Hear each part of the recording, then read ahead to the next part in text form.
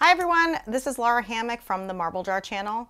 And in today's video, I'm doing the second part of a series on calming your emotions naturally using the skills from the Community Resilience Model, or CRM.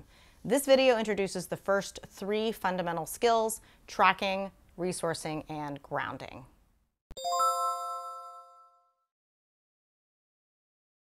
So the Community Resilience Model was developed by Elaine Miller-Karras with the Trauma Resource Institute as a way for people and communities to use their own resources within their own nervous systems to bring calm and balance to their lives. These methods have been taught individually and to entire stressed out communities of all ages in multiple countries around the world.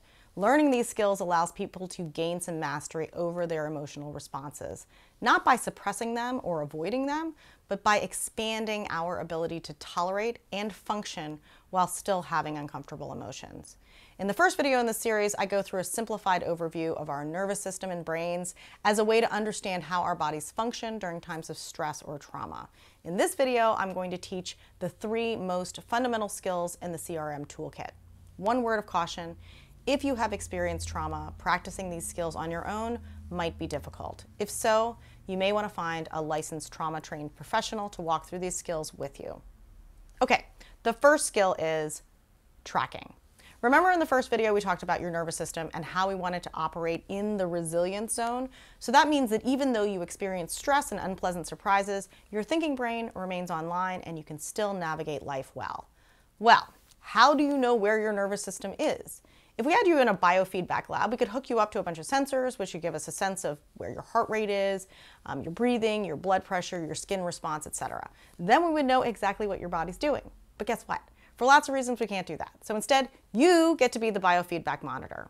So this first skill, tracking, requires you to get in touch with how your body is feeling right now. And believe me, this sounds way easier than it actually is. As I said in a previous video, most of us are pretty disconnected from our bodies, and if we've experienced trauma, we can be almost entirely cut off from our body sensations. So the idea is to tune into your body at all different times, when you're stressed, angry, content, relaxed, and just notice how your body feels. What happens when you get anxious? Does your heart race? Do you tense up your shoulders? Where do you carry that anxiety in your body? Some people feel it directly in their stomachs, which has so many nerves that some people call it our second brain. How about when you're relaxed? Where do you feel that? If you tense up your shoulders when you're stressed, notice what happens to them when you're relaxed. Do they feel any different? Everyone has slightly different bodily responses to our emotions, so this is really about figuring out how your individual body carries things.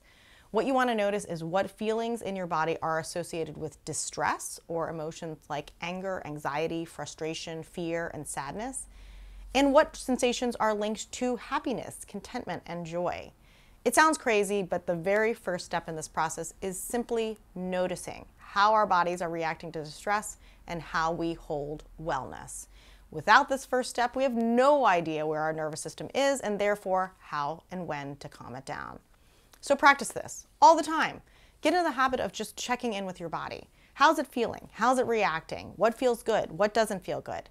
There's another set of sensations that you will have when your body is shifting from distress to the resilience zone, which might be confusing if you aren't expecting it. This shift is called release, and there are a bunch of bodily feelings associated with that include shaking, tingling, crying, yawning, or changes in body temperature. These all indicate that your body is coming back into balance and shifting back into wellness.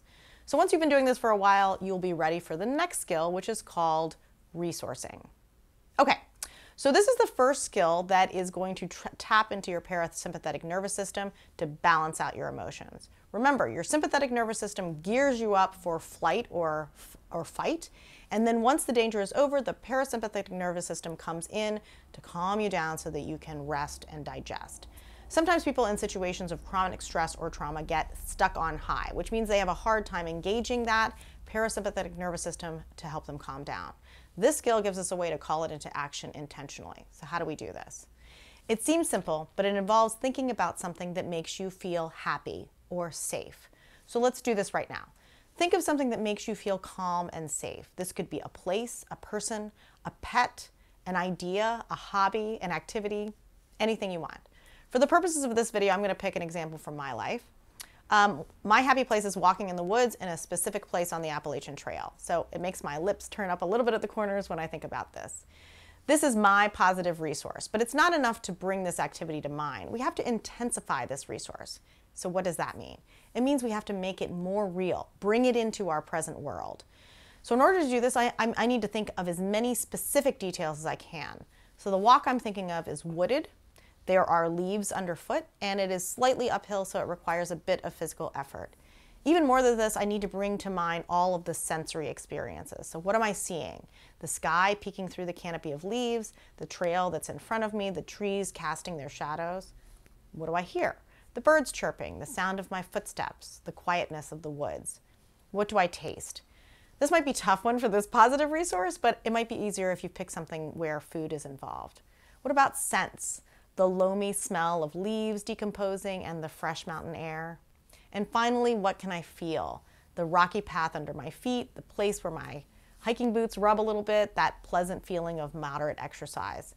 And don't stop there. Make it a little world that you can kind of enclose yourself in with all of the feelings and the sense and the sensory input that you can draw out of it to make it as real and as present to you as possible. So as you are building and enhancing this resource, notice how your body feels. Do you sense any release of tension or irritation?